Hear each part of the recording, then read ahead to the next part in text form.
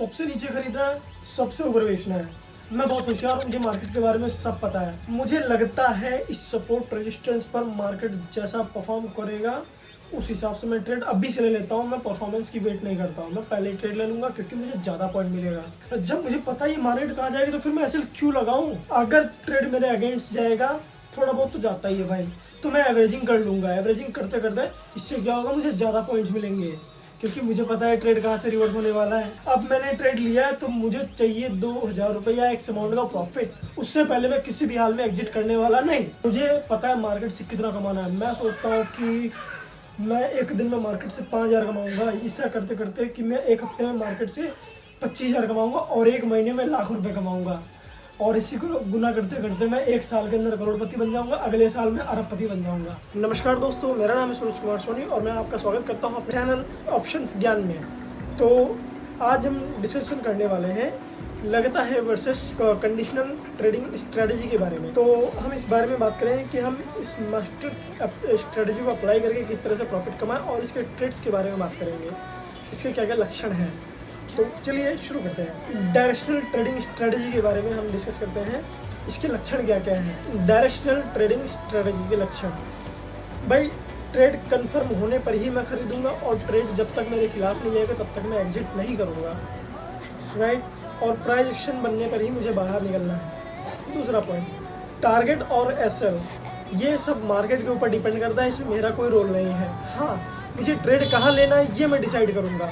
Suppose that मुझे अगर कहीं भी 1:2 से कम रिस्क रिवॉर्ड का अगर ट्रेड मिलता है तो मैं वहाँ ट्रेड नहीं करूँगा। अगर मुझे 1:2 से ज़्यादा मिलता है तभी मैं ट्रेड करूँगा। ट्रेंड के खिलाफ कभी नहीं जाऊँगा। सपोज दैट अगर अपर ट्रेंड चल रहा है तो फिर मैं कभी भी वहाँ पर डाउन साइड की पोजीशन नहीं क्रिएट करूँगा जब तक हो सकता है, क्योंकि अपर ट्रेंड है तो कंसोलिडेशन कर रहा हूँ मार्केट या फिर शायद रीटेस्ट करने के लिए डाउन साइड में गया हूँ, तो मैं उस छोटे से प्रॉफिट के चक्कर में अपना कैपिटल नहीं कमाऊंगा जब तक मुझे दोबारा अगेन कंफर्मेशन नहीं मिलती कि हाँ अब ट्रेंड में वापस से मार्केट आ चुकी है। मैं थोड़ा सा नासमझ हूँ, मुझे नहीं पता मार्केट कहाँ जाएगा, इसलिए मैं मार्केट के पीछे पीछे चलता हूँ। मैं मार्केट को फॉलो करता हूँ लेकिन कुछ अपनी कंडीशन के ऊपर। इसलिए मुझे अपनी पोजीशन साइजिंग और रिस्क रिवॉर्ड रेशियो काफ़ी ज़्यादा स्ट्रिक्टली फॉलो करना पड़ता है ताकि मैं अपने कमाए हुए प्रॉफिट को घर ले जा सकूँ और जितना मिनिमल लॉस हो सके उतना मिनिमल लॉस कर सकूं। अगर मार्केट मेरे साथ है, मार्केट मेरे ट्रेंड के साथ है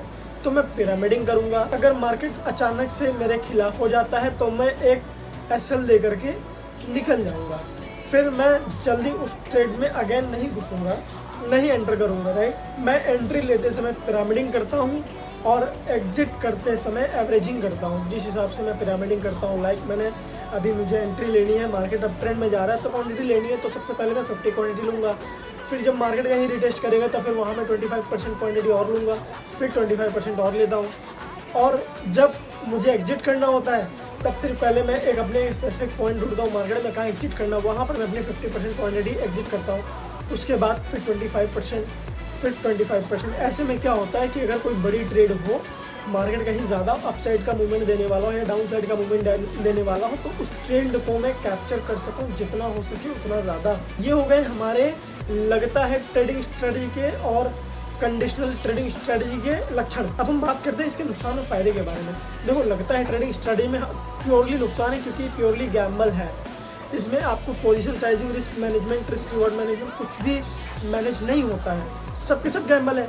इसमें इससे क्या रिस्क, अच्छा लगता है स्ट्रेटजी का एक नुकसान ये भी है कि आपका इसमें साइकोलॉजी बहुत बुरी तरह से प्रभावित होती है, इससे कि आप दोबारा मार्केट में एंट्री लेने से काफ़ी ज़्यादा घबराने लगते हैं। अच्छा, फ़ायदा देखो, लगता है ट्रेडिंग स्ट्रेटजी में कोई फ़ायदा नहीं दिखता मुझे और कंडीशनल ट्रेडिंग स्ट्रेटजी में कोई नुकसान नहीं दिखता मुझे। तो हमने नुकसान के बारे में बात कर लिया, फ़ायदे के बारे में बात करते हैं। लगातार लॉस होने पर भी साइकोलॉजी ख़राब नहीं होती कंडीशनल ट्रेडिंग स्ट्रेटजी में। क्यों? क्योंकि लॉस हमें पहले से पता होता है कि हम कितना ज़्यादा लॉस करने वाले हैं। इस स्ट्रेटजी में महीने के आखिर में आप निश्चित रूप से आपका जो PNL रिपोर्ट कार्ड है वो हमेशा ग्रीन में क्लोज होगा। ये मेरा खुद का एक्सपीरियंस है। इस स्ट्रेटजी को आप हर तरह के अकाउंट साइज़ में लगा सकते हैं। अगर आपके पास 5000 रुपये का अकाउंट साइज़ है तब उसमें भी आप लगा सकते हैं, और अगर आपके पास 5000 करोड़ का भी अकाउंट साइज़ है तो आप उसमें भी इस स्ट्रेटजी को इम्प्लीमेंट कर सकते हैं। ध्यान रखना, ये एक मास्टर स्ट्रेटजी है, इसके नीचे भी आपको कोई छोटी छोटी सपोर्ट रेजिस्टेंस की स्ट्रेटजी लगानी पड़ेगी, राइट। ये हमारी मास्टर स्ट्रेटजी, ताकि हम अपने प्रॉफिट को मेंटेन कर सकें और लॉस को मिनिमलाइज कर सकें शुरू में। अच्छा, अगर आप नए ट्रेडर हैं, आप शुरू कर रहे हैं, तो आपको मैं ये सजेस्ट नहीं करूँगा कि आप कंडीशनल स्ट्रेटजी में जाएं या लगातार स्टडी में जाएं। आपको जैसे परफॉर्म करना है वैसे कीजिए, ताकि आपको थोड़ा मार्केट का एक्सपीरियंस हो जाए। हाँ, कंडीशन एक ये रहेगी कि आप जितना पैसा लूज़ कर सकते हैं उतना ही पैसा लेकर के मार्केट में है। सपोज दैट आपकी क्षमता है कि आप एक महीने में 5,000 रुपये, आपके लिए कोई दिक्कत वाली बात नहीं। अगर 5,000 चले जाए तो कोई दिक्कत वाली बात नहीं, 5,000 लेकर आइए। 5,000 लाने के बाद कोशिश करो, मार्केट में डालो, उसको एक्सपीरियंस करो, मार्केट का मजा लो, कैसे मार्केट उसको आपके पैसे को किस तरह से जीरो करती है। आप हर एक चीज़ को लिखते जाओ। इससे क्या रहेगा ना कि आपको एक एक्सपीरियंस मिलेगा, फिर आप अपने आप को पहचानोगे। शुरुआत में आप हो सकता है 5,000 रुपये एक दिन में जीरो कर दो, या आपके पास 2,000 की कैपिटल है, आप एक दिन में जीरो कर दो। उसके बाद फिर ये टाइम थोड़ा थोड़ा बढ़ता जाएगा, फिर आप एक हफ्ते में जीरो करेंगे, फिर आप एक महीने में जीरो करेंगे। ये जो साइकिल है जीरो करने वाला, ये लगभग 5-6 महीने तक आपका चलेगा, हो सकता है 3 महीने तक चले। लेकिन कोशिश ये कीजिए जितना कम आपका ये साइकिल चले उतना ज़्यादा बेटर, उतना ज़्यादा बढ़िया है। फिर जब आपको लगे कि हाँ, आप अपना एक ट्रेडिंग स्ट्रेटजी की एक एज आप पा चुके हैं, आपको मार्केट का एक अच्छा खासा एक्सपीरियंस हो चुका है 3-4 महीने का, 5 महीने का, राइट। इस चक्कर में आपके 20-25 हज़ार रुपये जा चुके हैं। आपने एक अपना एक नीश सेलेक्ट कर लिया है, आपको पता है कि आप कैसे ट्रेडर हैं, आपको अपनी कमजोरी, अपनी ताकतों का पता चल गया है। फिर आप थोड़ा सा ज़्यादा, सपोज दैट आपकी 5,000 की कैपिटल है, आप 7-8 हज़ार रुपये लेकर के मार्केट में आइए। कंडीशनल वे में आप ट्रेड कीजिए कि अगर जब तक कंडीशन आपके फेवर में नहीं होगी तब तक आप ट्रेड नहीं करेंगे, और जब तक कंडीशन आपके अनफेवर में, जिस टाइम आपकी कंडीशन अनफेवर में हो जाएगी वहीं से आप एग्जिट ले लेंगे, right. Risk management, position sizing, इसके बारे में हम अभी आपको और बताएंगे। वो सब आपको मैनेज करना सीखना होगा। और एक चीज़ मैं आपको एक बोनस पॉइंट बता देता हूँ, ये सब एक प्रोसेस होती है जो हर ट्रेडर के लाइफ में आती है। जब आप इस प्रोसेस से गुजरेंगे और जब आप अपने प्रॉफिटेबल एरा में पहुँचेंगे, तब आपको किसी से पैसे मांगने की ज़रूरत नहीं पड़ेगी। लोग आपके पास खुद पैसे लेकर के आए कि ये लो मेरा 1 लाख रुपये, इसको आप मार्केट में लगाइए, इसको आप डबल ट्रिपल कीजिए, इसमें आप जो मर्जी, जो कंडीशन आप लगाएंगे उस कंडीशन में आप अपने प्रॉफिट लीजिए, राइट।